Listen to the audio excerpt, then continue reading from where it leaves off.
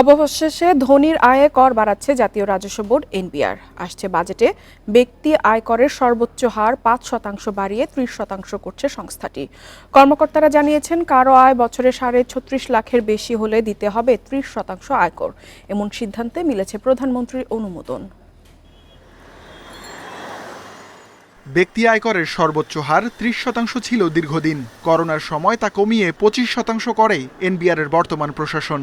দাতা সংস্থা আইএমএফ এর রাজস্ব বাড়ানোর চাপ, অভ্যন্তরীণ সমালোচনা সহ নানা কারণে সর্বোচ্চ হার আগের অবস্থায় নিচ্ছে সংস্থাটি।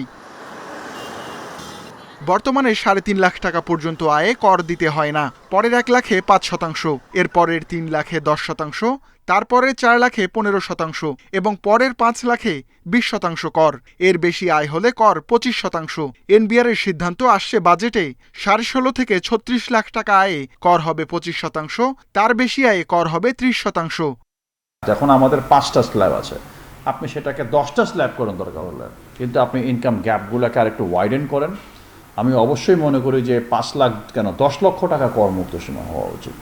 বিকজ যারা আপনার ১০ লক্ষ টাকা আয় করছে, তাদের থেকে আপনার যে কালেকশন হয় তার থেকে বেশি আপনার এই 25%-এর ওখানে হিউজ কালেকশন হচ্ছে। আপনি সেখানে যদি 1% 2% বাড়ান, এখানে ১০ লক্ষ টাকার যে আয়টা হবে সেটা আপনার জন্য কোনো আসে যাবে। দেশে আয়, ভোগ ও সম্পদ বৈষম্য এখন চরমে। অন্যদিকে সরকারের কোষাগারেও টান।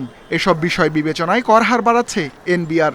অর্থনীতিবিদরা বলছেন, উচ্চবিত্তের কর হার বাড়ালে আদায় বাড়বে, তবে সঠিক কর আদায়ে ফাঁকি ঠেকানোর ব্যবস্থা নিতে হবে। অটোমেশনের পাশাপাশি আয়ের সাথে ব্যয় মিলিয়ে দেখতে হবে।